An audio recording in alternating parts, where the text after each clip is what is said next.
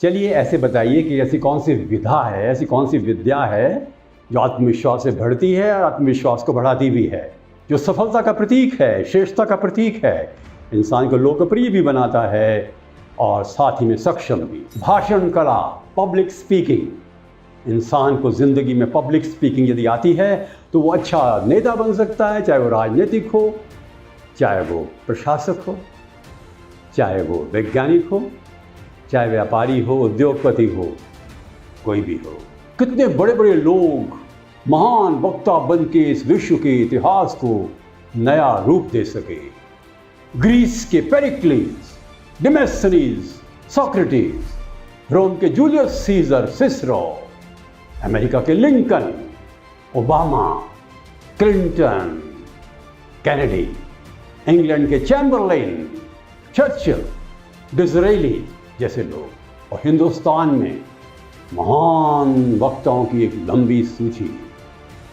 श्रीनिवास शास्त्री, लाजपत राय, लोकमान्य तिलक, जवाहरलाल नेहरू, एक के बाद एक आधुनिक युग के नेता, सरोजिनी नायडू, सरफिरोज शाह मेहता, लाल बहादुर शास्त्री, डॉक्टर बी.आर. अम्बेडकर, अटल बिहारी वाजपेयी, आज़ादी के बाद सबसे बड़े वक्ता, ओशो, अपने भाषण कला के माध्यम से हिंदुस्तान के इतिहास को एक रूप दे सके जो हमें पुनर्जागरण का प्रतीक बनाता है।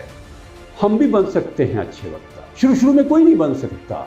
लाल बहादुर शास्त्री भाषण देने लग गए थे जब वो एक विद्यार्थी थे।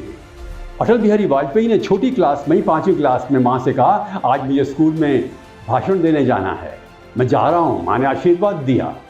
अच्छी तरह बोल नहीं पाए, लड़कों ने मजाक उड़ाया, घर आके रोने लग गए। माँ ने कहा चिंता क्यों करता है, शीशे के सामने खड़ा होकर अभ्यास कर। अभ्यास करने लगा वो छोटा अटल और वो विश्व का एक अच्छा वक्ता बना। जानकर आश्चर्य होगा आपको, मोहम्मद करीम छागला ने अपनी पुस्तक रोजेज इन दिसंबर में कहा है कि लोकसभा में अंग्रेजी और हिंदी दोनों में सबसे अच्छा वक्ता अटल बिहारी वाजपेयी था। कैसे बनते हैं अच्छे वक्ता?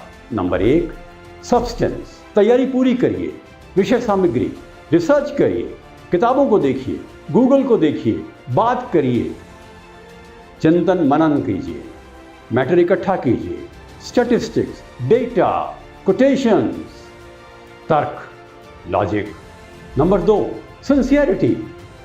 जो बोले दिल से बोलें, विश्वास से, आस्था से। कृत्रिम रूप से बोलेंगे तो असर नहीं पड़ेगा। You should have faith in what you are saying, you should have conviction what you are saying, और वो आपके स्टाइल में झलकेगा। सब्सटेंस, एक एस, सिंसियरिटी दूसरा एस, और तीसरा एस है स्टाइल। बहुत इंपॉर्टेंट है। तैयारी पूरी करिए और अपना स्टाइल बनाइए। अटल बिहारी वाजपेयी का स्टाइल, वो हाथों का उपयोग, किस तरह से कई बार धीमे बोलना और कई बार शब्दों का उच्चारण इस प्रकार से करना कि दूसरे व्यक्ति को निश्चित रूप से इसके प्रभाव के बारे में चेतना आए। खड़े होकर बोल दिए, बैठकर बोलिए, फर्क नहीं पड़ेगा। खड़े होकर बोलें, सीधे खड़े रहें, बिल्कुल सीधे जनरल की तरह से नहीं, झुककर भी नहीं। आंख से आंख मिलाएं ऑडियंस से, एक जगह ही घूरकर मत देखें, आंखों को घुमाएं, हाथों का उपयोग करें, चेहरे पर मुस्कुराहट लाएं, तनाव नहीं, जोर से नहीं बोलें, बहुत धीमे से भी ना बोलें, मध्यम गति से बोलें, तेज ना बोलें और इतना धीरे भी ना बोलें कि जिससे लोगों को इंतज़ार करना पड़े अगला शब्द कब आएगा। मेरे एक मित्र थे, इतना तेज बोलते थे कि उनको सुनना ही मुश्किल था। पता कैसे बोलते थे वो?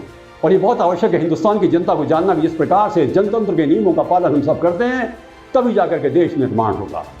बहुत तेज़ी से बोलते हैं। और कई ऐसे थे।